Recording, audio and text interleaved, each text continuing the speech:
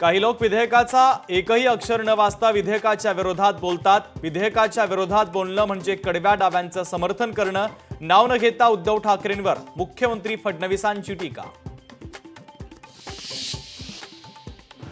ठाकरे बंधू एकत्र येण्याच्या चर्चेनंतर शिंदेंच्या शिवसेनेचा उद्या जाहीर मेळावा।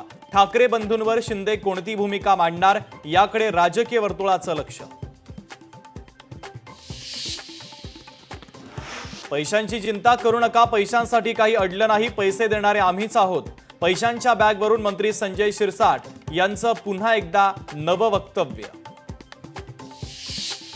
पालिका निवडणुकीमध्ये रिझल्ट हवा, बाळा नांदगावकरांच्या गटाध्यक्षांना सूचना। संवाद मेळाव्यात गटाध्यक्षांनी केलेल्या आणि न केलेल्या कामांची उजळणी।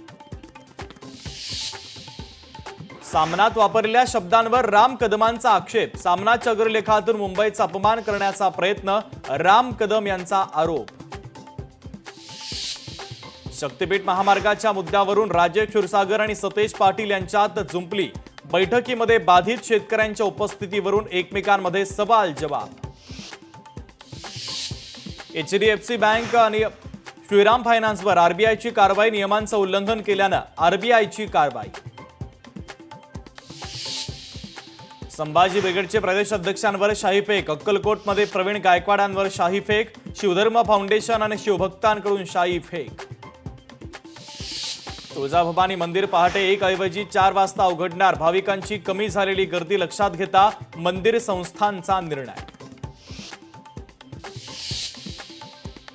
राज्यात पुढील 2 दिवस मुसळधार पावसाची शक्यता। विदर्भ, मराठवाडा, कोकणात मुसळधार पावसाचा हवामान विभागाचा अंदाज।